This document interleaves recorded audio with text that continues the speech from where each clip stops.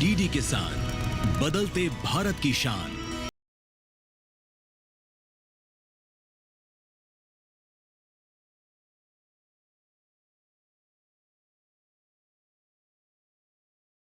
इस कार्यक्रम के प्रस्तुतकर्ता हैं कृषि एवं किसान कल्याण मंत्रालय, भारत सरकार। This programme is sponsored by Godrej Agrovet limited. नमस्कार, किसान प्रश्न मंच में आप सभी का स्वागत है। मैं हूं आपके साथ हैदर ज़ैदी और आज किसान प्रश्न मंच का कारवा पहुंचा है हरियाणा। कृषि विज्ञान केंद्र राष्ट्रीय डेयरी अनुसंधान संस्थान करनाल में इस वक्त हमारी मौजूदगी है और तमाम हमारे साथ इस मंच पर विशेषज्ञ जुड़ गए हैं इस केंद्र से। तो सबसे पहले हमारे विशेषज्ञों का जोरदार तालियों से स्वागत करेंगे। मैं डॉक्टर अनिल कुमार दीक्षित, प्रधान वैज्ञानिक कृषि अर्थशास्त्र, NDRI करनाल। मेरा नाम डॉक्टर बाबूलाल मीणा है। मैं प्रधान वैज्ञानिक के तौर पर केंद्रीय मृदा लवणता अनुसंधान संस्थान करनाल में कार्यरत हूँ। मेरा नाम डॉक्टर राजेश कुमार मीणा है। मैं सस्य विज्ञान में वैज्ञानिक हूँ, राष्ट्रीय डेयरी अनुसंधान संस्थान करनाल में। मेरा नाम डॉक्टर पंकज कुमार सारस्वत, मैं अध्यक्ष कृषि विज्ञान केंद्र राष्ट्रीय डेयरी अनुसंधान संस्थान करनाल से। मैं डॉक्टर गोपाल साकला, अध्यक्ष डेयरी विस्तार विभाग, राष्ट्रीय डेयरी अनुसंधान संस्थान करनाल। मेरा नाम डॉक्टर अनुज कुमार है। मैं प्रधान वैज्ञानिक हूँ कृषि विस्तार में, भारतीय गेहूं एवं जौ अनुसंधान संस्थान करनाल में। और साथ ही हमारे साथ इतने सारे किसान भाई बहन भी इस मंच पर मौजूद हैं, तो अपना भी जोरदार तालियों से स्वागत कीजिए। और देखिए, जिस तरह से किसान प्रश्न मंच अलग अलग राज्यों में अलग अलग जगहों पर जाकर हमारे किसानों के साथ हम चर्चा करते हैं और समझते हैं उनकी जागरूकता कितनी बढ़ी है, उनको कितनी जानकारी है, ये समझने की कोशिश इस मंच पर करते हैं और उनको बेबाक बोलने की इजाजत ये मंच देता है। और इसीलिए उसी उद्देश्य से आज एक बार फिर आपके बीच पहुंचे हैं और आपसे सवाल करेंगे जिसका जवाब आप देंगे। तो आज का हमारा विषय होगा गेहूं कटाई और थ्रेसिंग से जुड़ा हुआ, इसी से जुड़े हुए सवाल होंगे और जवाब आप लोग देंगे। और आप जानते हैं, अगर सही जवाब आप दे पाते हैं तो हमारे विशेषज्ञ तय करेंगे कि किसको किसान कप से नवाजा जाए। दूरदर्शन किसान की तरफ से ये किसान कप आपको दिया जाएगा और सम्मानित किया जाएगा। साथ ही आपकी जो जानकारी है पूरे देश के किसानों तक पहुंचेगी। तो इसलिए बिना देरी किए हाथ उठाइएगा जब हम सवाल पूछेंगे। शुरुआत करते हैं, बिना देरी किए सवाल आपसे पूछते हैं और अगर आप सही जवाब देते हैं तो आप जानते हैं आपको यहां सम्मानित किया जाएगा। तो हम शुरुआत करते हैं और आपसे पूछते हैं, गेहूं कटाई के बाद ग्रीष्मकालीन मूंग की बुआई हेतु 2 उन्नत किस्मों के नाम आपको बताने हैं। तो देखिए, गेहूं कटाई के बाद ग्रीष्मकालीन मूंग की बुआई के हेतु 2 उन्नत किस्मों के नाम आप बताइए और किसान कब पाइए। तो देखिए, शुरुआत आगे से हो गई है। एक बहन ने हाथ उठा लिया है, सबसे पहले इनसे बात करते हैं। मेरा नीलम है, मैं गांव पाडे से हूँ और मैं प्राकृतिक खेती करती हूँ। गेहूं उठाने के बाद मूंग बोई जाती है और डाचा बोया जाता है। बैठिए। तो देखिए, ये नीलम बहन है जिन्होंने जवाब दिया है और भी हाथ उठ गए हैं, इसलिए और लोगों से भी बात करते हैं। और यहाँ इन्होंने भी हाथ उठाया था, तो आइए खड़े हो जाइए।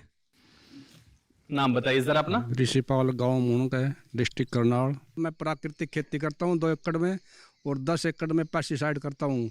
गेहूँ की कटाई के बाद उसके अंदर मूंग, डांचा या सनी, जो उससे हमारे को खाद मिलता है।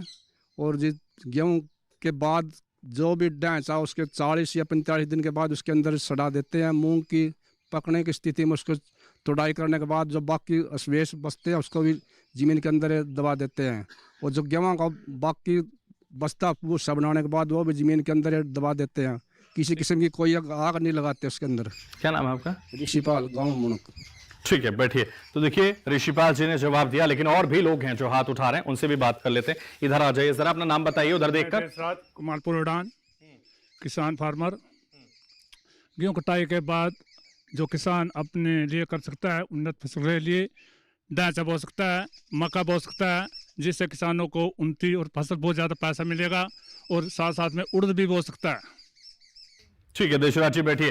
तो देखिए, और भी कोई किसान बताना चाहता है तो जल्दी से हाथ उठा सकता है, बता सकता है कि उसके पास क्या जानकारी है और वो जानकारी कितने लोगों तक पहुंचाना चाहते हैं। तो देखिए, हाथ यहां से भी उठे हैं, तो यहां भी बात करते हैं। आइए जरा नाम बताइए। सर, मेरा नाम सुरेश चौधरी है और मैं किसान हूं। मैं जुंडला में खेती करता हूं 14-15 एकड़ की। और आपने ये बोला था कि उन्नत किसान, उन्नत का मुझे नहीं मालूम है कि उन्नत क्या होता है। मैं अपनी ओर से खेती करता हूँ, बेस्ट यील्ड लेता हूँ और बेस्ट यानी कि जो भी मैनेजमेंट होता है, प्रबंधन होता है उसका यील्ड का वो करता हूँ। और जहाँ तक मूंग की वैरायटी का आपने मुझसे पूछा था, तो MH 421 एक वैरायटी है और एक 55 है। तो ये दोनों वैरायटी मेरे ख्याल से अच्छी वैरायटी हैं। मैंने यानी कि उसका वो किया है, अपना प्रोडक्शन किया है 2-3 साल यानी कि। तो मैं आपको ये बोल सकता हूँ कि 8 से 10 क्विंटल हमें है ना यील्ड मिल जाती है पर एकड़। तो एक अच्छा वो है, क्योंकि अगर हम लोकल में मूंग सेल करते हैं अराउंड 100 रुपये किलो बिक जाती है, तो 70-80 हज़ार रुपये की हमारी 2-2.5 महीने में हो जाते हैं। हमें क्या चाहिए इसके अलावा। और उसके बाद में जो वो है ना अपनी हमारी सोयल के लिए, हमारी सोयल के लिए उसका यानी कि खाद भी यानी कि बहुत अच्छा रहता है। अगर हम खेत में मूंग उगाते हैं तो मैं आप लोगों को ये बताना चाहता हूँ, मेरे ख्याल से 2 से 4 क्विंटल जो हमारी पैडी है या धान है उसकी यील्ड में पड़ता है। ठीक है। तो ये मैं एक किसान एज ए किसान ये बोल सकता हूँ कि हमारे लिए विन विन सिचुएशन है।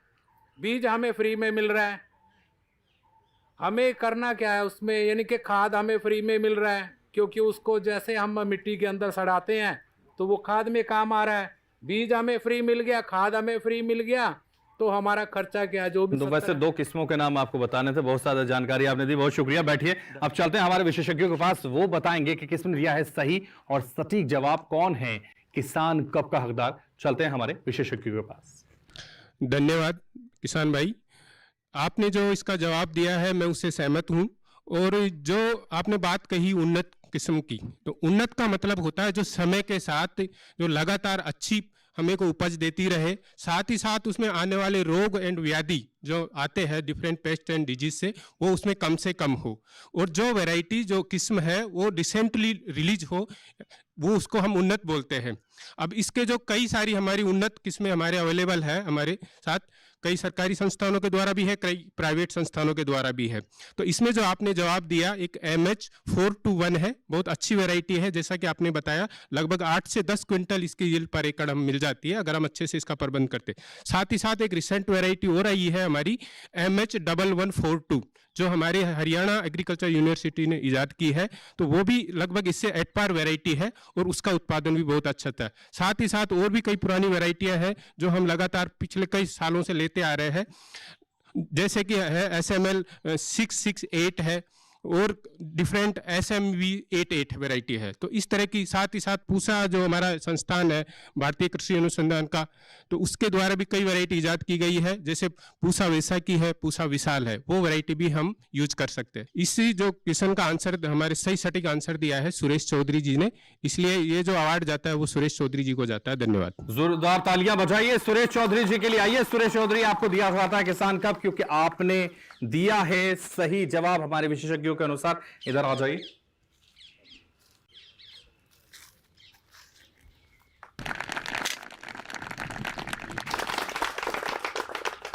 बहुत शुक्रिया, सही जवाब आपने दिया और इसीलिए किसान कप के हकदार बन गए सुरेश चौधरी। और भी किसान और भी भाई बहन जो यहां मौजूद हैं वो बन सकते हैं किसान कप के हकदार और अपनी जानकारी और लोगों तक भी पहुंचा सकते हैं इस मंच के माध्यम से। इसलिए मैं और लोगों से भी कहूंगा बहुत गौर से प्रश्न को सुनिए और सही से उत्तर देने की कोशिश कीजिए। हम आगे बढ़ते हैं इसी कड़ी में और आपसे और भी सवाल आपके सामने रखते हैं और देखते हैं आपको कितनी जानकारी है। बहुत ही आसान सा प्रश्न आपके सामने, धान की सीधी बुआई हेतु सही बीज दर क्या है? धान की सीधी बुआई हेतु सही बीज दर क्या है?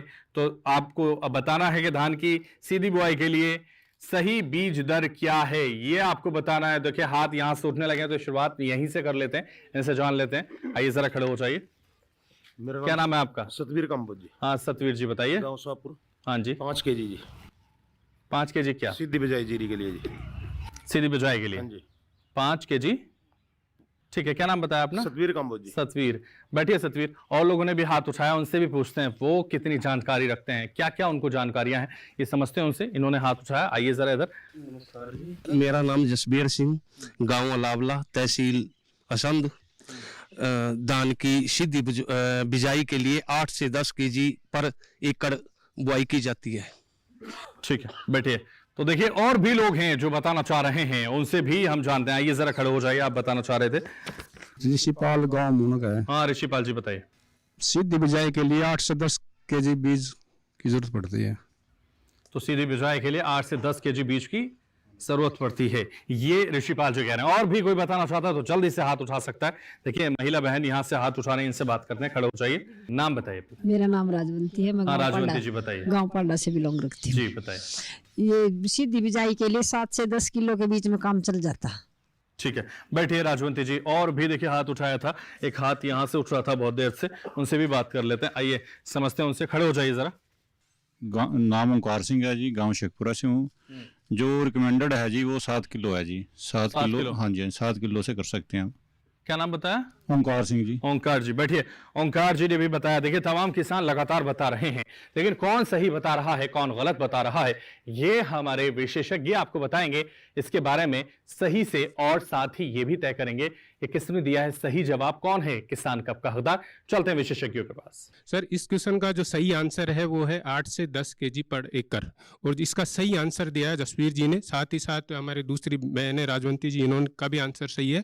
तो इसलिए जो इस क्वेश्चन का जो आंसर के जो अवार्ड जाता है जो इस जसवीर जी को जाता है। इन जनरली जो हम सीधी बिजाई बोलते हैं उसको डायरेक्ट सीडेड या एरोबिक राइस के नाम से भी जानते हैं। और अभी जो हरियाणा गवर्नमेंट, साथ ही साथ हमारी भारत सरकार का भी हमारा एक चला हुआ है अभियान, कैसे करके हम जो हमारा ट्रांसप्लांटेड राइस है जिसको हम रुपाई चावल धान कहते हैं, उसको हम कम करके जो एरिया है वो हम डायरेक्ट सीडेड राइस के अंतर्गत लाया जाए, जिससे क्योंकि पानी जो हमारा लगता है इसमें पानी की खपत होती है। जो रुपाई विदाई में लगभग हमारा 3 गुना पानी लगता है, लगभग 20 से 22 जो इरिगेशन हो सिंचाई हमारी को जरूरत पड़ती है। जबकि हम अगर इस पे सीधी बिजाई पे बात करते हैं, डायरेक्ट सीडेड राइस की बात करते हैं, तो यहाँ पे लगभग हमारा 10 से 12 मैक्सिमम जो सिंचाई लगती है, ये 10 से 12 में हमारा काम हो जाता है। तो हम एक सीधे तौर पे कह सकते हैं कि हमारा 40% हम सीधे पानी की बचत कर सकते हैं। साथ ही साथ अगर हम उत्पादन की बात करते हैं इसमें, तो उत्पादन अगर हम पूरे प्रोसीजर, स्पेशली इसमें एक वीड मैनेजमेंट की एक सबसे बड़ी प्रॉब्लम होती है, अगर हम उसको अच्छी से शुरू से मैनेज करके चलते हैं तो लगभग हमारा इसका जो यील्ड भी है, लगभग जो ट्रांसप्लांटेड राइस है, रुपाई जो धान है, उसके बराबर हम प्राप्त कर सकते हैं। इसलिए मैं भी चाहता हूं और सरकार का भी ये ध्यान है कि ज़्यादा से ज़्यादा किसान है डायरेक्ट सीडेड राइस को यूज करें, क्योंकि एक तो इसका ड्यूरेशन भी अवधि होती है जो पकाई की। हम सोइंग से लेकर जो इसकी रुपाई करते हैं, कटाई करते हैं, जिसकी बिजाई जो टोटल अवधि है इसकी लगभग 120 से 125 दिन में कंप्लीट हो जाती है। तो इसलिए हमें लगभग 15 से 20 दिन का जो एक्स्ट्रा टाइम वो भी मिल जाता है। जो हमारे किसान भाई देखते हैं कि हम स्पेशली पराली जलाने की समस्या हमारी स्पेशली इस एरिया में देखी जाती है, तो उस समस्या का एक रीजन है ये। अब क्योंकि हमारे को दूसरी फसल की सोइंग करनी रहती है गेहूं की, उसके लिए पर्याप्त समय नहीं मिल पाता है। इसलिए अगर हम इस तरह की डायरेक्ट सीडेड राइस हम लेते हैं तो हमें एक पर्याप्त समय मिल जाता है दूसरी फसल की तैयारी के लिए भी। तो इसलिए हमारा आप सभी से अनुरोध है कि ज़्यादा से ज़्यादा हम डायरेक्ट सीडेड राइस की तरफ जाए। धन्यवाद। तो आइए जसवीर जी, जोरदार तालियां जसवीर जी के लिए बजा दीजिए, क्योंकि हमारे विशेषज्ञों ने घोषणा कर दी है कि किसान कब उनको दिया जाए। उन्होंने सही जवाब दिया है। जोरदार तालियां एक बार बजा दीजिए जरा। शुक्रिया बहुत। तो देखिए लगातार जो हमारे विशेषज्ञ हैं वो ये तय कर रहे हैं कि किसको किसान कब दिया जाए, और लगातार यहां उनको सम्मानित किया जा रहा है क्योंकि वो सही जानकारी आपके साथ साझा कर रहे हैं और हर प्रश्न का उत्तर देने का प्रयास वो कर रहे हैं। और भी प्रश्न हैं, मौका और भी है, और इस मौके को मत गवाइए, लगातार प्रयास कीजिए, क्योंकि कोशिश करने वालों की कभी हार नहीं होती। और ये कोशिश जारी रखिए, क्योंकि अभी और प्रश्न हैं, बहुत सारे प्रश्न हैं, उत्तर दीजिए और किसान कब के हकदार बनिए। तो देखिए प्रश्न हम आपके सामने और भी रखते हैं, और भी आपकी जानकारी पर रखते हैं। तो ये समझने के लिए हम आपके सामने प्रश्न रखते हैं, बहुत गौर से सुनिए। गेहूं का वर्तमान समर्थन मूल्य कितना है, ये आपको बताना है। तो देखिए हाथ बहुत सारे उठने लगे हैं और लगातार ये समझने की कोशिश कर रहे हैं हमारे अन्नदाता हैं कि वो जल्दी से जवाब दे दें। तो वर्तमान समर्थन मूल्य आपको बताना है गेहूं का, तो जल्दी से हाथ उठाइए। और हाथ पीछे से उठने लगे हैं और इसलिए प्रयास यहां से भी किया जा रहा है, उनसे भी जान लेते हैं। चलिए महिला से शुरुआत करते हैं। पहले नाम बताइए। मेरा नाम राजवंती है, मेरा गांव पाडा है। हाँ, उत्तर क्या है? उत्तर 2500। 2500? हाँ। यहाँ से यहाँ तक 2700 से 2500 हो गया। पहले 2700 की कॉपी हुई। चलिए बहुत शुक्रिया राजवंती जी, प्रयास आपने किया, इसके लिए काबिले तारीफ है। आइए जरा आपसे भी बात करते हैं। क्या नाम है आपका? मेरा नाम जगबीर संधू है, गगसीना गांव से हूँ। हाँ जी। और गेहूं का समर्थन मूल्य 2425 रुपए सरकार ने तय किया। 2425। चलिए ठीक है, और भी बताना चाह रहे हैं, जरा आप बताना चाह रहे हैं, आइए जरा इधर आ जाइए, आगे आ जाइए थोड़ा सा। नाम बताइए अपना। मेरा नाम सर अनुराग है। हाँ अनुराग जी बताइए। गेहूं का समर्थन मूल्य जो 2025 में हमारी सरकार ने दिए हैं वो 2425 रुपए पर क्विंटल। 2425 रुपए पर क्विंटल। बैठिए अनुराग। तो देखिए और भी जो बताना चाह रहे हैं उन तक पहुंचने की कोशिश करते हैं और लोगों से भी जवाब ले लेते हैं और फिर उसके बाद विशेषज्ञों के पास चलेंगे। लेकिन उससे पहले जान लेते हैं, आपको पहले ही मौका मिल चुका है, उन लोगों को मौका देते हैं जिनको अब तक नहीं मिला। ये जरा खड़े हो जाइए। बुजुर्ग किसान, क्या नाम है आपका? सतपाल कमलपुर उड़ान। हाँ जी, डिस्ट्रिक्ट करनाल। हाँ 2425 रुपए पर क्विंटल का रेट। चलिए बैठिए, देखिए आपकी जानकारी है, आप भी बताना चाह रहे हैं, जल्दी से नाम बताइए। मेरा नाम ईश्वर सिंह है जी, गाँव कलमपुरा जी। हाँ गेहूं का गवर्नमेंट ना सरकारी रेट 2425 रुपए दे रखे पर क्विंटल। नाम ईश्वर सिंह, इसलिए सब पता है। हाँ जी। चलिए बैठे। और भी कोई बताना चाह रहा है जल्दी से हाथ उठा सकता है, और अगर नहीं उठाना चाहता तो चलते हैं विशेषज्ञों के पास, वो आपको बताएंगे कि कितना रेट है, कितना समर्थन मूल्य है। साथ ही वो ये भी तय करेंगे कि किसने दिया है सही जवाब, और मुझे लगता है उनके लिए अग्नि परीक्षा है क्योंकि सबने लगभग मिलता जुलता जवाब दिया है। अब ये तय करना है आपको कि किसको किसान कब दिया जाए। जगवीर संधू जो हमारे गगसिना गांव के किसान हैं, जिन्होंने सबसे पहले जवाब दिया 2425, चूंकि ज्यादातर किसान खेती करते हैं गेहूं की और अब कटाई का समय भी आ गया है, तो मुझे लगता है कि उनको पता है कि किस रेट पे गेहूं मंडियों में जाएगी। पिछले वर्ष की तुलना में करीब 150 रुपया ज्यादा सरकार ने घोषित किया था, और ये मुझे लगता है विगत 4-5 वर्षों में सबसे ज्यादा समर्थन मूल्य में वृद्धि की घोषणा की गई है। और इस बार उम्मीद भी कर रहे हैं कि बहुत अच्छी पैदावार आएगी, जिस तरह से फसल खड़ी है। तो जगवीर संधू जी इस कप के हकदार हैं। आइए जगवीर संधू जी, जोरदार तालियां इनके लिए बजा दीजिए क्योंकि इन्होंने सही जवाब दिया है। हमारे विशेषज्ञों ने तय किया है इनको किसान कब से नवाजा जाए, और इसलिए नवाजा जा रहा है। जोरदार तालियां एक बार फिर से। बहुत शुक्रिया, सही जवाब आपने दिया आराम से, और इसीलिए आप किसान कप के हकदार बन गए हैं, और लोग भी बन सकते हैं। और लोगों के लिए और प्रश्न हैं हमारे पास। तो देखिए लगातार यहां प्रश्न उत्तर का सिलसिला चलता रहेगा, लेकिन यहां रुकेंगे एक छोटे से ब्रेक के लिए।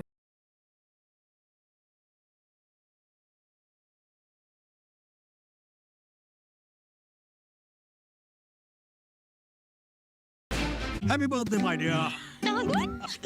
अरे ये क्या एप्सिलॉन? मेरी नई स्कूटी के लिए। ओए बनो सयानी, नहीं तो पैसों पे फिर जाएगा पानी। मतलब? सुनो, ऑनलाइन लर्निंग एप्स को जांच परख कर आरबीआई अधिकृत बैंक एनबीएफसी से ही आप लोन लीजिए। अनधिकृत ऐप्स या अनजान लोगों से निजी जानकारी शेयर करना यानी धोखा। दादू बन गई सियानी। गिफ्ट नहीं खोलेंगे?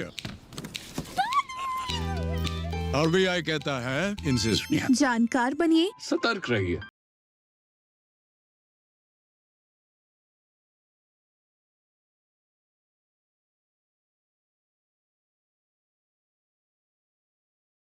के बाद किसान प्रश्न मंच में एक बार फिर से आप सभी का स्वागत है। और जो सिलसिला इस मंच पर चल रहा है प्रश्न उत्तर का, वो लगातार हम आगे बढ़ाते हुए और प्रश्न आपके सामने रखते हैं, और प्रश्न आपसे पूछते हैं, और आपकी जानकारी को और परखते हैं आपको कितनी जानकारी है। तो देखिए प्रश्न है, प्राकृतिक खेती में पोषक तत्व प्रबंधन करने हेतु 2 घटक कौन से हैं, वो आपको बताना है। अंतिम पंक्ति से सबसे पहला हाथ उठा है, इसलिए हम अंतिम पंक्ति तक चलते हैं, उनसे जान लेते हैं, उसके बाद और लोगों से भी पूछने का प्रयास करेंगे। पहले अंतिम पंक्ति के जो व्यक्ति हैं, सबसे पहले उन्होंने हाथ उठाया, तो इसलिए उनसे जान लेते हैं और उनसे समझ लेते हैं कि उनके पास क्या उत्तर है। नाम क्या आपका? मेरा नाम अमरजीत, सभी किसान भाइयों को मेरा राम राम। सर राम राम। एक बार क्वेश्चन अमरजीत इधर देखिए, क्वेश्चन आप प्लीज एक बार दोबारा से। हाँ बिल्कुल, हम आपको बता देते हैं। प्राकृतिक खेती में पोषक तत्व प्रबंधन करने हेतु 2 घटक कौन से हैं? सर एक कंपोस्ट खाद का हम प्रयोग कर सकते हैं, और दूसरा हम ढांचा की बिजाई करके जो है उसको कंपोस्ट खाद के रूप में ही प्रयोग किया जा सकता है। वो कंपोस्ट खाद और ढांचे की बिजाई करके जी उसको पौष्टिक खेती के लिए प्रयोग किया जा सकता है। पौष्टिक खेती के लिए प्रयोग किया जा सकता है, ये अमरजीत कह रहे हैं। और भी कोई कहना चाहता है कुछ तो जल्दी से हाथ उठा सकता है, और हाथ यहाँ से लगातार उठ रहा है ऋषिपाल जी का। जी ऋषिपाल जी। ऋषिपाल गाँव मुनुक है मेरा जी। जीवामृत बना सकते हैं, और जी गन जीवामृत 2 चीज बना सकते हैं उसमें। ठीक है, मुझे लग रहा है कोशिश कामयाब हो गई। उधर से हाँ हाँ की आवाजें आने लगी विशेषज्ञों की तरफ से। चलिए और भी लोग हैं जो हाथ उठा रहे थे, इधर आ जाइए जरा, हमें इधर तक जाने दीजिए ताकि इनसे बात कर लें हम। और क्या नाम बताया आपने अपना? मेरा नाम अनुराग है सर। अनुराग, हाँ क्या करते हैं अनुराग? मैं 2 एकड़ में प्राकृतिक खेती करता हूँ सर, और मैं उसमें जीवामृत चलाता हूँ सर। 3 बार जैसे हम गेहूं में पानी लगाते हैं, तो उसमें हर पानी में मैं 200 से 400 लीटर मतलब जैसे पानी चलता है खेत में तो उसमें टपका विधि से जीवामृत चलाता हूँ। टपका विधि से आप जीवामृत उसमें चलाते हैं? हाँ जी। तो आप इसका उत्तर क्या देना चाहते हैं? प्राकृतिक खेती में पोषक तत्व प्रबंधन करने हेतु दो घटक कौन कौन से हैं? जीवामृत और घन जीवामृत। जीवामृत और घन जीवामृत, ठीक है, बैठिए। तो देखिए अनुराग ने जवाब दिया है। और भी कोई देना चाहता है तो जल्दी से हाथ उठा सकता है। महिला बहन अगर कोई जवाब देना चाहते हैं, आप जवाब देना चाहते हैं? हाँ, कोई बात नहीं, खड़े हो जाइए, खड़े होके दीजिए। मैं प्राकृतिक खेती करती हूँ। जितनी बार भी मैं पानी देती हूँ उतनी बार ही जीवामृत डालती हूँ। जैसे पहले पानी दिया तब जीवामृत पहले से ही बना लेती हूँ। जो पानी चलाते हैं उसमें एक नाली छोड़ देती हूँ, साथ में पानी 2 एकड़ ही करती हूँ। 3 बार जीवामृत डालती हूँ और घन जीवामृत भी बनाती हूँ। कई बार कोई दिक्कत हो जाए तो नीम का भी वो कर लेते हैं, वो बना लेते हैं घन जीवामृत। तो पोषक तत्व की खेती के लिए 2 घटक हमने आपसे पूछे थे, कौन कौन से हैं? जीवामृत और घन जीवामृत जी। जीवामृत और घन जीवामृत, ठीक है, बैठिए नीलम बहन। चलते हैं हमारे विशेषज्ञों के पास, वो आपको बताएंगे कौन से हैं 2 घटक और साथ ही वो ये भी तय करेंगे किसने दिया है सही जवाब, कौन है किसान का हकदार। और बेहतर जानकारी भी हमारे दर्शकों और हमारे किसानों को इससे जुड़ी हुई वो देंगे, इस उम्मीद के साथ चलते हैं विशेषज्ञों के पास। तीनों किसानों ने बहुत बढ़िया उत्तर दिया, बड़ी व्याख्या के साथ दिया है। तो तीनों ही किसानों को बहुत बधाई कि प्राकृतिक खेती जो विधि है प्राकृतिक खेती की, उसमें बड़ी अच्छी पकड़ है। और इस कप के लिए जो हकदार हैं, जो सबसे पहले सही जवाब दिया था वो रिशपाल जी ने दिया था। तो रिशपाल जी इस कप के हकदार हैं। और प्राकृतिक खेती विधि जो है उसमें 2-3 बातें मैं जो किसान भाइयों ने बताई हैं उसके साथ ही थोड़ा और बताना चाहता हूँ कि जो प्राकृतिक खेती का जो सिद्धांत है वो मूलतः ये सिद्धांत है कि हमारी जो मिट्टी है, खेत की माटी है, उसका स्वास्थ्य बढ़िया रहे। और माटी का स्वास्थ्य जानने को या परखने को या बढ़िया जो हम बात करते हैं उसका अर्थ होता है कि हम जो है उस मिट्टी की सेहत के लिए उसमें सूक्ष्म जीवाणुओं की संख्या कितनी है। और जो घटक हमारे किसान भाइयों ने बताए हैं वो दोनों ही मिट्टी में सूक्ष्म तत्वों की क्रियाशीलता, उनकी संख्या को बढ़ाते हैं। और इन सूक्ष्म जीवों की संख्या बढ़ने से, क्रियाशीलता बढ़ने से उसमें जितने पोषक तत्व जो पहली फसल के द्वारा नहीं लिए गए या पहली फसल के बाद बच गए, उनको अगली फसल को उपलब्ध कराते हैं। ये इसका मूल सिद्धांत है। धन्यवाद। पहले जवाब दिया था रिशपाल जी ने।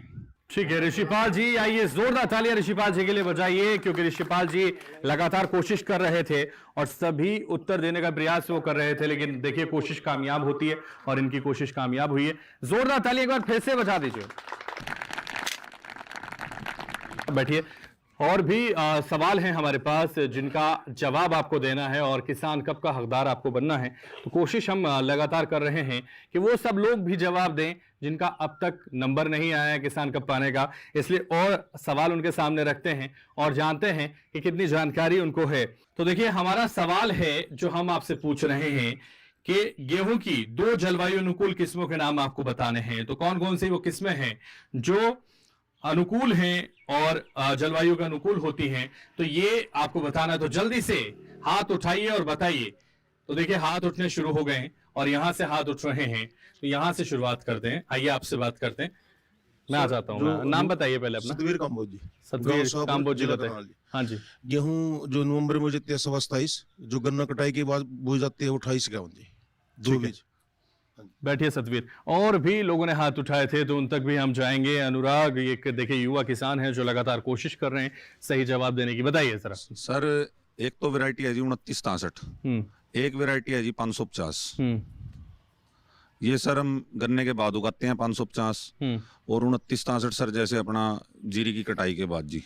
ठीक है। तो देखिए और भी लोग हैं जो हाथ उठा रहे हैं, लेकिन हाथ वो लोग उठा रहे हैं जिन्हें पहले किसान कप से सम्मानित किया जा चुका है। आइए सर, आइए बहन से बात कर लेते हैं। मेरा नाम राजवंती है। हाँ राजवंती बहन बताइए। गाँव पाडा है जी। एक वैरायटी 306 है। 306 हाँ, एक 27-51। एक 27-51 जी। ठीक है। और भी लोग हैं जो हाथ उठा रहे हैं और देखिए ये भी बार बार हाथ उठा रहे हैं। ये जान लेते हैं इनसे भी। नाम बताइए जरा पहले। क्लाइमेट रेजिलेंट वैरायटी वीट की 371, 372, DBW 300, DBW 370, DBW 187, काफी। ठीक है, बहुत सारी बता दी आपने। बैठिए। काफी बताई आपने, और भी कोई बताना चाहता है तो जल्दी से हाथ उठा सकता है। आपके पास आना चाहेंगे, एक और हाथ उठा रहे हैं, हालांकि उन्हें भी पहले सम्मानित किया जा चुका है। क्या नाम है आपका? ऋषिपाल जी। 1270 है, 327 है ना, 327, 371, 70, 372। चलिए बैठिए। और भी कोई बताना चाहता है तो जल्दी से। देखिए एक वो शख्स है जो बहुत दूर से हाथ उठा रहे हैं। आइए थोड़ा सा आप भी इधर आ जाइए, थोड़ा सा हम भी उधर आ जाते हैं और आपसे बात करते हैं। क्या नाम है आपका? जसमेर सिंह जी, बस्ताड़ा से। हाँ जसमेर, बताइए। HI 1620 अभी जो बोई है, नई वैरायटी थी पीछे बोई हमने, DBW 303, 372, 371 और काफी वैरायटियां हैं, 29 63 नई वैरायटी है। निरी वैरायटी है, यानी काफी वैरायटी है। तो देखिए तमाम लोगों ने जवाब दिया। हम चलते हैं अब हमारे विशेषज्ञों के पास, लेकिन उससे पहले एक महिला बहन यहाँ हाथ उठा रहे हैं, उनसे भी जान लेते हैं वो क्या कहना चाहते हैं। ये जरा खड़े हो जाइए, नाम बताइए। नीलम जी। हाँ नीलम गाँव बहन पाटे से जी। हाँ जी। 1270 जी और 1620 जी। 1270 और 1620। बैठे नीलम बहन। तो देखिए तमाम लोगों ने जवाब दिया, भाई बहनों ने, हमारे किसानों ने। अब हम चलते हैं विशेषज्ञों के पास और उनसे जानते हैं क्या है इसकी सही जानकारी, साथ ही किसको दिया जाए किसान कप, ये भी हमारे विशेषज्ञ तय करेंगे। उनके पास चलते हैं। बहुत सारे किसानों ने, जो शुरू के 2 किसानों ने बताया वो आंशिक रूप से सही थे। एक एक जो वैरायटी थी उन्होंने सही बताई, एक एक गलत बताई। जगबीर जी ने तो पूरी फहरिस्त आपके सामने रख दी, बहुत सारी किस्मों का नाम बताया और शायद मैक्सिमम वो बता पाए। और भी किसानों ने सही जवाब दिया है, इसमें बहुत सारी वैरायटी बताई है। सबसे पहले समझने की आवश्यकता है कि जो हम जलवायु अनुकूल या क्लाइमेट रेजिलिएंट वैरायटी किसको कहते हैं। एक आंकड़ा होता है जिसको हम बोलते हैं ताप संवेदनशील सूचकांक, ताप संवेदी सूचकांक बोलते हैं, जिसको हीट सेंसिटिविटी इंडेक्स बोलते हैं अंग्रेजी में। अगर कोई भी किस्म है उसका अगर ये ताप संवेदी सूचकांक जो है अगर 1 से कम है तो वो वैरायटी ऐसी मानी जाती है कि वो अगर थोड़ा बहुत तापमान 2-3 डिग्री बढ़ता है मार्च के महीने में तो उसको सह लेती है और उससे उसका कहीं से भी जो उत्पादन है उस पर असर नहीं पड़ता है, नकारात्मक प्रभाव नहीं पड़ता है जलवायु परिवर्तन का। और भी बहुत सारी चीज़ें हैं, ड्रॉट सेंसिटिविटी इंडेक्स जिसको सूखा संवेदी सूचकांक बोलते हैं, उसको भी हम लोगों ने इसमें देखा है। तो अभी जितनी भी किस्में आ रही हैं नई किस्में, 2-1 को छोड़ दें तो अमूमन सारी की सारी किस्में जो हैं वो इसी के अनुकूल हैं। तो जवाब तो सही जगबीर जी का है, लेकिन मैं चाहूंगा कि नीलम बहन जी को दिया जाए क्योंकि एक महिला प्रतिनिधित्व भी होना चाहिए। उनको ऑलरेडी कप मिल चुका है और लिस्ट अगर आप देखेंगे तो आप सही कह रहे थे कि आप तो लगातार नंबर बोल रहे हैं, सच्चाई भी है। DBW 370, 71, 72 ये तीनों किस्में हैं। उसके अलावा 332 है, 327 है जो हमारे संस्थान की है, 222 है, 187 है। इसके अलावा HD सीरीज की बहुत सारी किस्में हैं जिसमें 3386 भी आती है। PBW सीरीज की 826 आती है। हरियाणा हिसार यूनिवर्सिटी की WH 1270 आती है। और एक सदाबहार किस्म जो 2 आज पूरे देश में सबसे ज्यादा उगाई जा रही है उसमें HD 2967 है और DBW 187 है। ये पूरे देश में अभी चल रही है। इनमें ये दोनों गुण बहुत अच्छे हैं, तो अगर आप आगे पीछे भी लगाते हैं तो आपका बहुत हद तक अच्छा उत्पादन मिलने की गुंजाइश है। तो बहन नीलम आ जाइए। नीलम बहन के लिए जोरदार तालियां बजा दीजिए क्योंकि उन्होंने दिया है सही जवाब और इसलिए इन्हें नवाजा जाता है किसान कप से। और कोशिश ये लगातार कर रही थी, इनकी कोशिश अब कामयाब हुई है, इसलिए जोरदार तालियां इस महिला बहन के लिए एक बार। बैठिए, बहुत शुक्रिया, आपने सही जवाब दिया और कोशिश लगातार आपकी जारी थी। हालांकि विशेषज्ञ कह रहे थे 71, 72, 73 जिस तरह से क्रमवार आप बता रहे थे, तो मैं गुदगुदाने और हंसाने की कोशिश भी आपको करता हूं क्योंकि किसानों से न सिर्फ जानकारी परखी जाए बल्कि उनको गुदगुदाया जाए ताकि वो अपना स्ट्रेस कम करें और अच्छे से अपनी खेती करें। और इसीलिए हम इस मंच पर आपको हंसाते हैं, आपको मुस्कुराने की कोशिश करते हैं और वही सिलसिला हम आगे बढ़ाते हैं। और एक बार फिर आपके सामने सवाल रखते हैं, आपसे पूछते हैं कि गेहूं की कटाई के लिए कौन कौन सी सावधानी बरतनी चाहिए। ये बहुत ही आसान सा प्रश्न है, अगर आप देना चाहें तो गेहूं की कटाई के लिए कौन कौन सी सावधानियां आपको बरतनी चाहिए ये आपको बताना है। और हाथ पीछे से उठने लगा है, इसलिए पीछे से ही बात करते हैं। आप भी हाथ उठाना चाहते हैं, बहुत सोच समझ के हाथ उठाते हैं आप।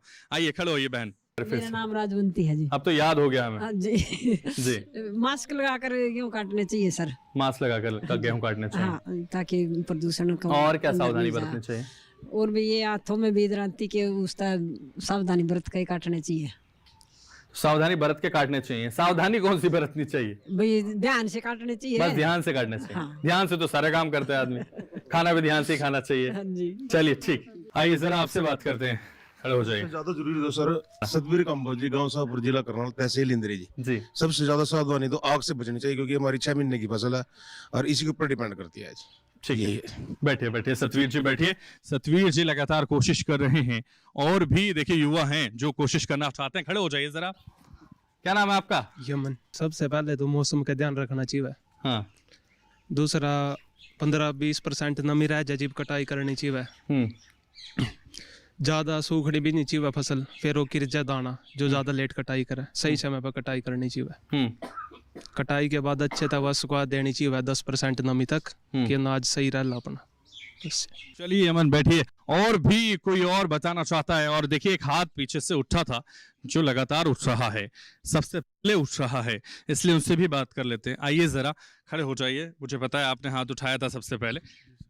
मेरा नाम अमरजीत है सर। सर सबसे बड़ी सावधानी तो हमारी यही है कि 6 महीने तक हम इसका वेट करते हैं और पूरा देश का हम पेट भरते हैं। पूरे देश का नहीं, पूरे विश्व में हमारे देश से जो है गेहूं जाता है, तो इसके लिए सबसे बड़ी सावधानी तो आग से ही है। सर शुरू में सर हम बिजली से भी देख सकते हैं कि बिजली से भी कई तरीके से आग लग सकती है। और दूसरी सावधानियां सर ये है कि नमी की मात्रा जैसे बिल्कुल कम लेवल पे आ जाए तभी उसकी कटाई करें सर, और इस तरीके से सावधानियां बरतें। ठीक है, बैठिए। तो आग से बचाव करें और नमी का ध्यान रखें, तभी उसकी कटाई करें। आप कुछ कहना चाह रहे हैं मुझे लग रहा है। और कोई कुछ कहना चाहता है? आइए सर इधर आ जाइए। आपकी दूरी ज्यादा है इसलिए थोड़ा आप आइए, थोड़ा हम आते हैं और आपसे बात करते हैं। क्या आप कहना चाहते हैं? नाम बताइए जरा। नाम जसमेर सिंह जी।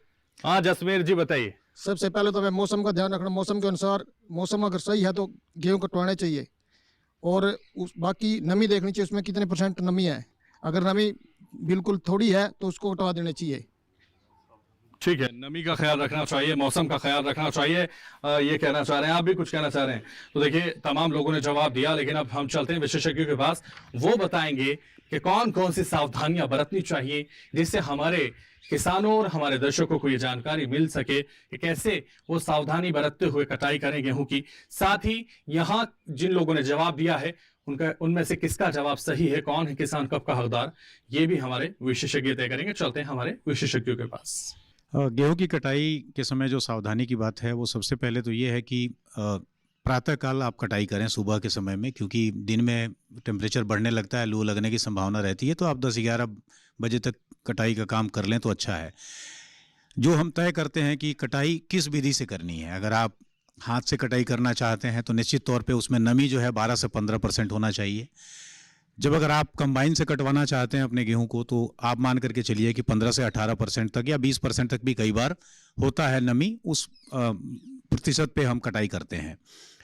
चूँकि आजकल ज़्यादातर कटाइयाँ मुझे लगता है हरियाणा और पंजाब के परिवेश में देखें तो कटाई जो है कंबाइन से होती है। शायद कुछ किसान होंगे जिनको अगर मजदूर कहीं से व्यवस्था हो जाए, क्योंकि एक बहुत बड़ी समस्या है आज के समय में, तो वो कटवा सकते हैं हाथ से।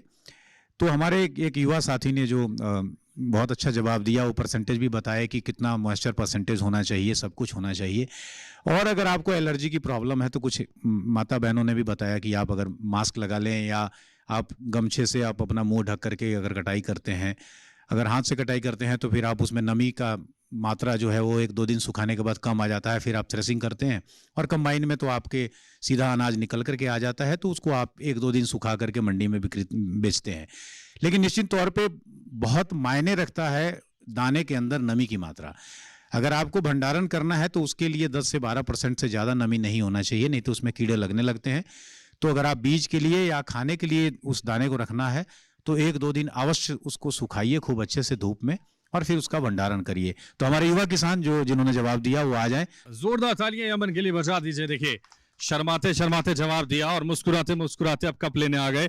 बहुत स्वागत, जोरदार तालियां इनके लिए बजाइए। जोरदार तालियां बजा दीजिए इनके लिए, बहुत शुक्रिया। तो देखिए ये युवा हैं और जवाब दिया, और देखिए किसान कब के हकदार बन गए हैं और लोग भी बन सकते हैं। कुछ और ही प्रश्न हैं, लेकिन अब प्रश्न हैं एक योजना से जुड़े हुए। एक महत्वपूर्ण योजना भारत सरकार की जो अंतिम पंक्ति तक के किसान तक पहुंचने का सपना प्रधानमंत्री ने देखा और इस योजना की शुरुआत की। आप समझ गए होंगे कौन सी योजना की बात कर रहा हूं मैं, लेकिन यहां रुकेंगे एक छोटे से ब्रेक के लिए। फौरन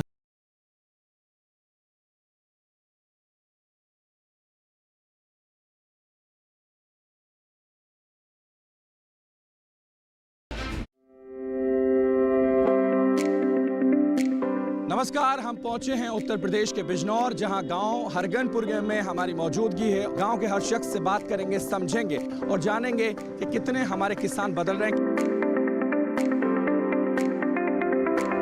आयुष्मान भारत योजना पूरे जनपद में बहुत ही सफलतापूर्वक तरीके से संचालित की जा रही है। प्रमुख योजना सोलर पंप की है। 2800 कृषकों को इस योजना के अंतर्गत लाभान्वित किया गया है। खरीफ, रबी और जायद की जो फसलें बोते हैं तो 3 बार 2-2 हजार रुपए की किस्तें दी जाती है। चलते हैं गांव की ओर। देखिए बिजनौर के हरगनपुर गांव से कार्यक्रम किसान यात्रा 1 अप्रैल मंगलवार दोपहर 3 बजे, पुनः प्रसारण रात 9:30 बजे, सिर्फ डीडी किसान।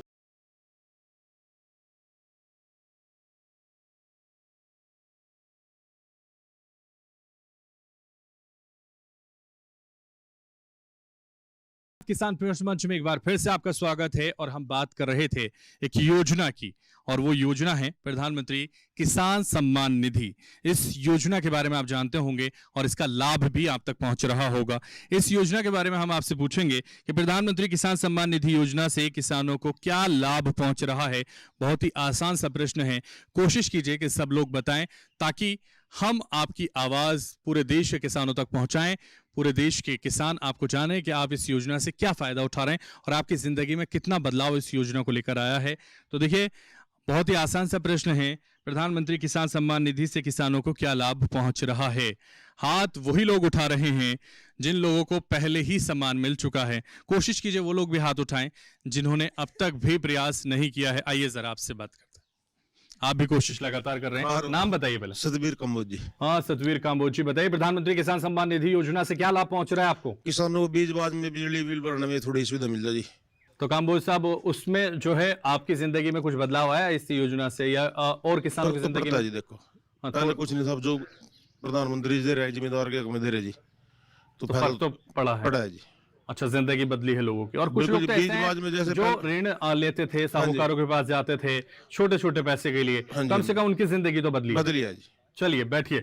और भी देखिए, ये पहले ही किसान कब पा चुके हैं, लेकिन कोई बात नहीं, आप बताइए। इसमें हमें, मैं सुरेश चौधरी जुंडला से हूँ, और 6,000 रुपया हमें सालाना मिलता है अपना किसान निधि का, और जिससे किसानों को बहुत फायदा होता है कि जो छोटी छोटी हमारी रिक्वायरमेंट है, खाद की, बीज की या परिवार की भी आप बोल लो, उससे यानी कि काफी हेल्प हमें मिलता है इससे। ठीक है, काफी हेल्प लोगों को मिल रही है, किसानों को मिल रही है। और भी हाथ उठ रहे हैं, देखिए आते हैं आगे, लेकिन उससे पहले पीछे बात कर लेते हैं लोगों से। क्या देशराज जी, कुमार प्रोडान से। प्रधानमंत्री योजना से हमें किसानों को जैसे NDRI से हमें यंत्र मिलते हैं और बीज बोने के लिए, और प्रधानमंत्री योजना के तहत से हमें ट्रैक्टर वगैरह इसको छूट से मिलता है, और बीज में फ्री बीज मिलता है, जिससे हम किसान ज़्यादा उत्पादन कर सकते हैं, खाद मिल सकता है, दवाई मिल सकती है, ये सभी प्रधानमंत्री योजना से।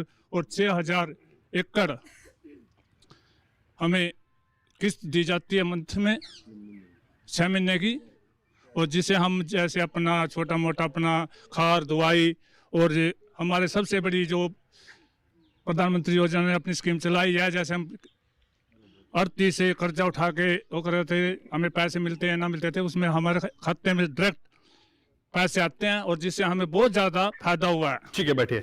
बहुत ज्यादा फायदा हो रहा है किसानों को। देखिए, अमरजीत तो कोशिश लगातार कर रहे हैं। आइए अमरजीत, बताइए जरा। सर, जैसे प्रधानमंत्री किसान सम्मान निधि योजना ये फरवरी 2019 में शुरू की गई प्रधानमंत्री जी द्वारा, और इसके माध्यम से हमारे सभी किसान भाइयों को साल में 6,000 3 किस्तों में दिए जाते हैं।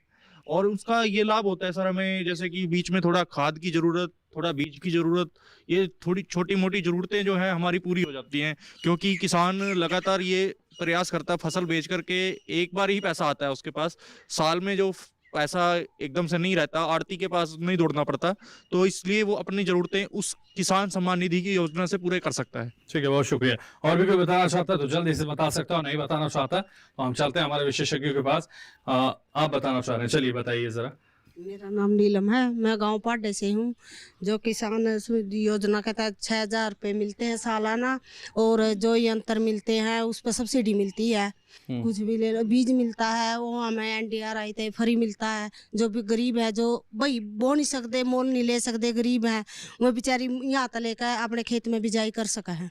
ठीक है, बैठिए। तो देखिए, लगातार हमारे भोले भाले किसान हैं जो बता रहे हैं, और बहनें हैं हमारी, वो बता रही हैं कि कैसे उनको लाभ पहुंच रहा है इस योजना का। लेकिन इस योजना का सही मकसद क्या है, इस योजना को चलाने की सोच क्या है, ये बताएंगे हमारे विशेषज्ञ जो इस वक्त मंच पर मौजूद हैं। साथ ही वो ये भी तय करेंगे कि किसने दिया है सही जवाब, और इसीलिए चलते हैं हमारे विशेषज्ञों के पास। धन्यवाद। सभी किसान भाइयों ने इस योजना के बारे में पता है, क्योंकि मुझे लगता है कि आपके खाते में समय से किस्तें आ रही हैं। अभी तक 19 किस्तें भारत सरकार द्वारा दी गई हैं, और इस देश में 84% जो किसान हैं वह छोटे व सीमांत किसान हैं, और उनको अपना जो हर रोज़ खाद के लिए, बीज के लिए, पानी के लिए, छोटी छोटी चीज़ों के लिए जो कृषि में ज़रूरतें होती हैं हमारी, उनको पूरा करने के लिए ये बहुत सहायक है, ताकि उनका जो उत्पादन है वो भी बढ़ जाए, समय से उनको बीज मिले।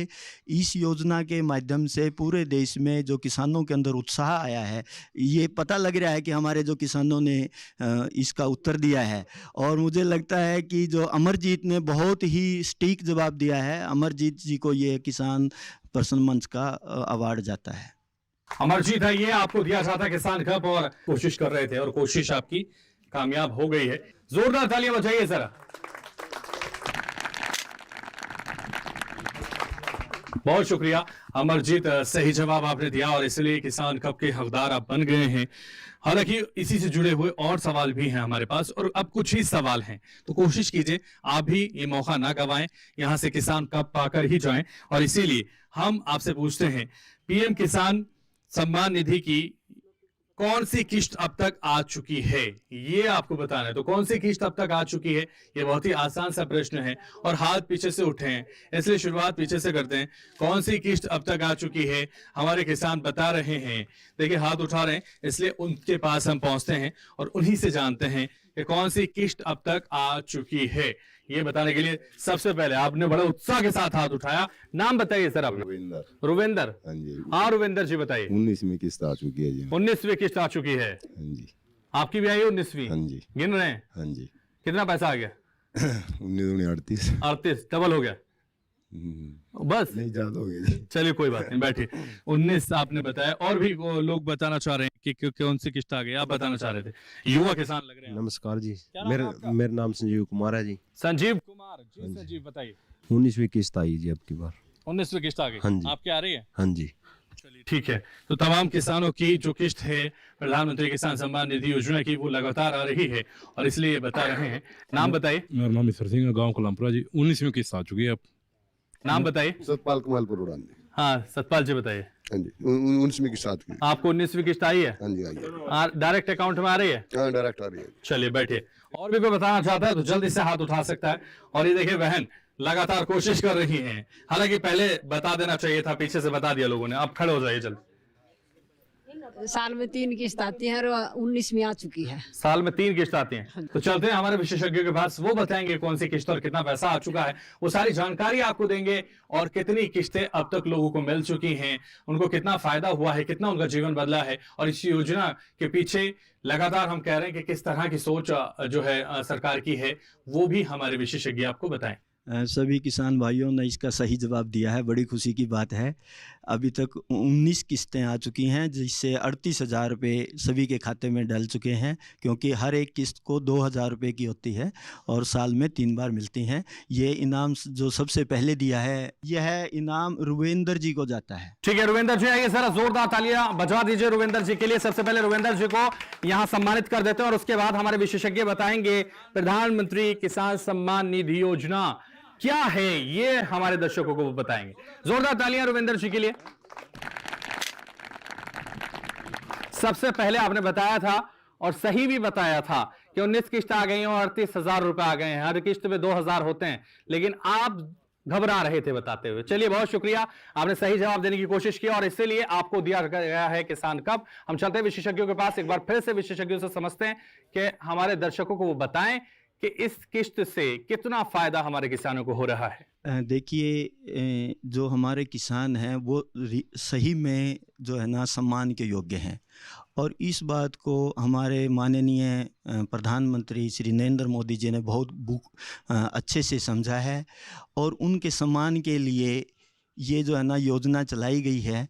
उस योजना के अंतर्गत जो छोटे और सीमांत किसान हैं वो अपने खर्चे पूरे नहीं कर पाते, और वो उनके जो खाद बीज और पानी के लिए जो समय समय पे उनको पैसा चाहिए, उसके लिए इनको सम्मानित किया गया है ताकि वो अपनी पैदावार को बढ़ा सकें और इस देश का जो फूड प्रोडक्शन है उसको डबल कर सकें। हमारे माननीय प्रधानमंत्री जी का सपना है कि हमारे किसानों की आय दुगनी हो, और ये भी उसका एक हिस्सा कह सकते हैं हम। दुगनी करने के लिए यदि हम समय से खाद मिलेगा, समय से बीज मिलेगा, उसकी जो हम पैदावार ज़्यादा होगी, तो इससे भी हमारे जो किसान हैं वो अपनी आय बढ़ा सकते हैं। धन्यवाद।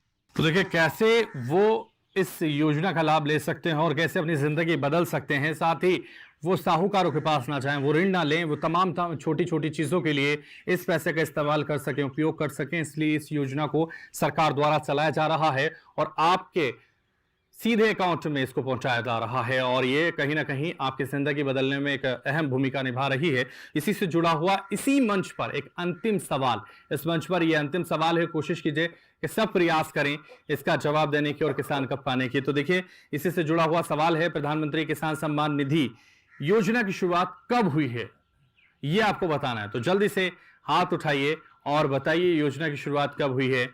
मैं कृषि छात्र से भी कहूंगा कि वो भी बताने की कोशिश करें कि योजना कब शुरू हुई, ये आप बता सकते हैं, और हमारे किसान भी बताएं कि योजना की शुरुआत कब हुई है, ये आपको बताना। तो देखिए हाथ पीछे से उठने लगे हैं और इसीलिए आपको बताना है। आइए जरा खड़े हो जाइए। राजवंती जी क्या करते हैं आप? गांव पड़ने से मैं खेती करती हूँ। खेती करते हैं, किस तरह की खेती करते हैं जरा बताइए? ऑर्गेनाइज खार के साथ। प्राकृतिक खेती करते हैं आप सर। अच्छा, तो उससे मतलब क्या किस तरह से करते हैं और क्या लोगों को संदेश देना चाहेंगे, क्या कहना चाहेंगे जो महिलाएं हैं जो खेती किसानी नहीं कर पा रही हैं, जिन्हें करनी चाहिए, जिनके यहाँ खेती किसानी होती है वो उससे मुंह मोड़ रही हैं, उनको क्या कहेंगे आप? मैं बहनों से ये प्रार्थना करती हूँ कि अपने उस मुद्दे पर खुद खड़ा होना चाहिए, अपने लायक करना चाहिए, किसी के बलबुद्दे पर नहीं चलना चाहिए। ठीक है, ये बहुत अच्छी बात कही कि खुद आत्मनिर्भर बने, जो सरकार लगातार चाह रही है। बैठिए। तो देखिए उन्होंने बहन ने बताया कि कब शुरुआत हुई, और भी लोग बताना चाहते हैं तो उनसे पूछ लेते हैं। आइए सर, अनुराग आप इधर आ चाहिए, नाम बताइए। मेरा नाम अनुराग है सर। ये योजना 1 फरवरी 2019 को शुरू हुई थी। ये सर 4-4 महीने के अंतराल पे 2-2 हज़ार रुपये साल में 3 बार आते हैं।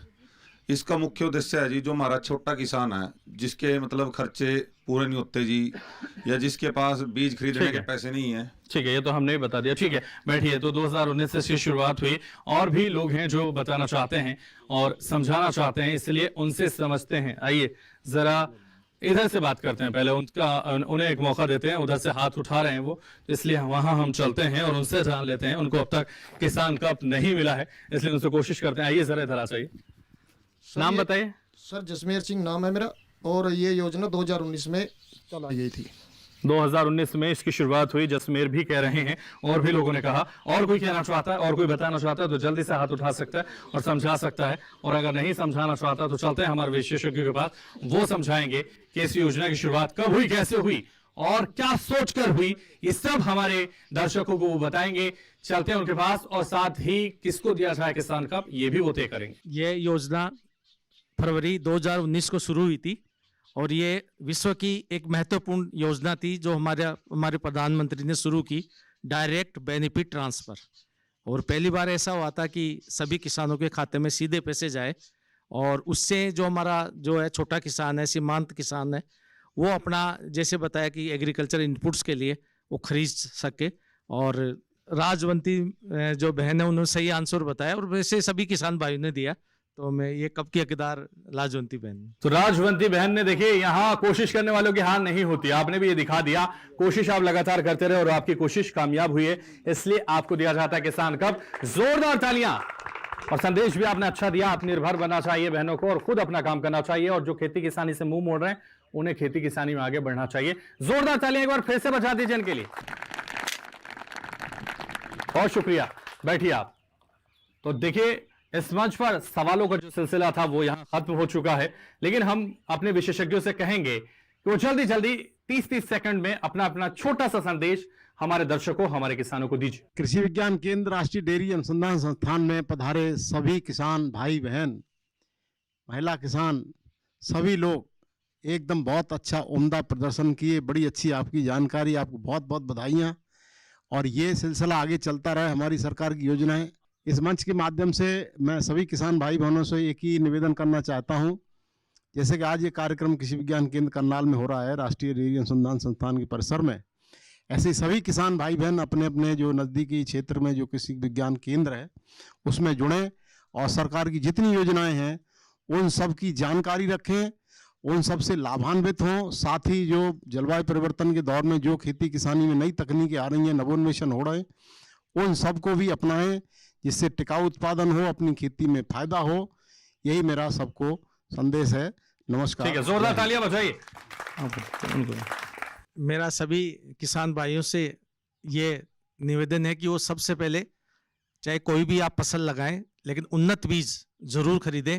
और जैसा कि हमारे देश में हर जिले के अंदर केवीकेज है, आप उनके विशेषज्ञ से सलाह लेके ही आप अपना उन्नत बीज खरीदें और अपने जो है खेत में लगाएं, तो उससे ज़्यादा उत्पादन होगा। दूसरी, जैसे कोई बीमारी या कीड़ों का प्रकोप होता है तो आप जरूर मतलब विशेषज्ञ से सलाह लेके उसी का स्प्रे करें। अनावश्यक रूप से किसी भी इस तरह का स्प्रे नहीं करें तो जो ज़्यादा आपको नुकसानदायक हो। बस यही संदेश है मेरा। देश की प्रगति में साइंसदान के साथ साथ किसानों का बहुत बड़ा योगदान रहा है, और कहते हैं कि यूं तो हरे भरे खेतों का असर है वतन में, जहां देखो देश में लहर है वतन में, जिनके आत्मा मेहनत से आत्मा बसी है हमारी, उनके ही दम पे शहर है वतन में। आज किसानों के पास दो मुख्य समस्या हैं, एक तो जलवायु परिवर्तन और दूसरा बाजार। यदि इन दोनों को देख करके आप अपना प्लान करेंगे, जलवायु परिवर्तन को मद्देनज़र रखते हुए आप अपने खेतों में बिजाई करेंगे, अच्छे किस्म के बीज लगाएंगे, और मार्केट में जो बाज़ार है उसकी क्या डिमांड है उसके अनुसार पैदा करेंगे और डाइवर्सिफाई करेंगे अपनी खेती को, तो आप ज़रूर अपने आय के सोर्स बढ़ा सकते हैं। धन्यवाद। मैं किसान भाइयों को ये संदेश देना चाहूँगा, सभी जो इस देश के जो किसान हैं उनसे यही आह्वान करता हूँ कि वह अपनी जो मिट्टी है उसकी सेहत का बहुत ध्यान रखे, और सभी किसानों से ये निवेदन करूँगा कि अपने जो खेत हैं उनका हर खेत का एक मृदा स्वास्थ्य कार्ड जरूर होना चाहिए। उस मृदा स्वास्थ्य कार्ड के आधार पर आप जो अगर उर्वरक देंगे आपकी खेती में, आपकी मिट्टी में, तो आपका जो उर्वरकों की बचत भी होगी, और साथ ही साथ आपका जो प्रॉफिट है, जो आपका फ़ायदा है वो भी ज़्यादा होगा। क्योंकि अगर आप उसके अनुसार जो भी आपका जो पोषक तत्व है, जो उर्वरक है, वो अगर आप उसमें देंगे तो आपकी मिट्टी की सेहत बहुत अच्छी बनी रहेगी और लंबे समय तक आपका उत्पादन भी बना रहेगा। धन्यवाद। मेरा आज इस मंच से मेरा एक ही अनुरोध है हमारे देश के किसान भाइयों को, अब जो हम खेती कर रहे हैं उसको हम एक मोनोक्रॉपिंग सिस्टम पे ना करें, हम उसको डाइवर्सिफाई करें। क्योंकि एक घटक एक ऐसा होता है खेती का, अगर आप एक ही घटक पे आप डिपेंड रहते हो तो उस घटक का चांस रहता है कि वो कभी भी फेल हो सकता है। तो हमारी गवर्नमेंट का और हमारे खुद का भी हमारा ये एक रहता है कि हम कैसे करके हमारी खेती को डाइवर्सिफाई करें। इसका मतलब ये है कि हम एक घटक पे डिपेंड ना रह के अलग अलग घटक अपनाएं। जैसे कि हम राइस वीट करते आ रहे हैं, तो क्यों ना हम राइस वीट को कोई एक घटक इसका रिप्लेस करे, राइस को हटाए, तो उसकी जगह हम मक्का ले या और दूसरी कोई दलहनी क्रॉप ले या कोई ऑयल सीड क्रॉप ले। तो इससे क्या है कि हमारी साथ ज़मीन की उर्वरता भी साथ साथ बनी रहेगी और हमारी जो उत्पादकता है खेत की वो भी बनी रहेगी। जय जवान, जय किसान, जय विज्ञान। तो देखिए, तमाम विशेषज्ञों ने इस मंच पर संदेश दिया जो आपके जीवन में, आपकी खेती में बेहद पूर्ण भूमिका निभाएगा और आपके काम आएगा। इस मंच पर तमाम जो किसान हैं हमारे साथ जुड़े और उन्होंने किसान प्रश्न मंच पर जवाब दिए और किसान कप के हकदार बने, और काबिल तारीफ है आपका जवाब देना और आपकी जानकारी, वाकई बहुत जानकारी आप लोग रखते हैं, तो उसके लिए जोरदार तालियां अपने लिए। और इस मंच पर हमारे साथ तमाम विशेषज्ञ जुड़े, उनका शुक्रिया अदा करेंगे जोरदार तालियों के साथ। अपना भी शुक्रिया अदा करेंगे जोरदार तालियों के साथ इस मंच पर जुड़ने के लिए। तो फिर किसी नई जगह नई जानकारी के साथ होंगे हाजिर। तब तक किसान पृष्ठ मंच की तमाम टीम को दीजिए इजाजत। नमस्कार।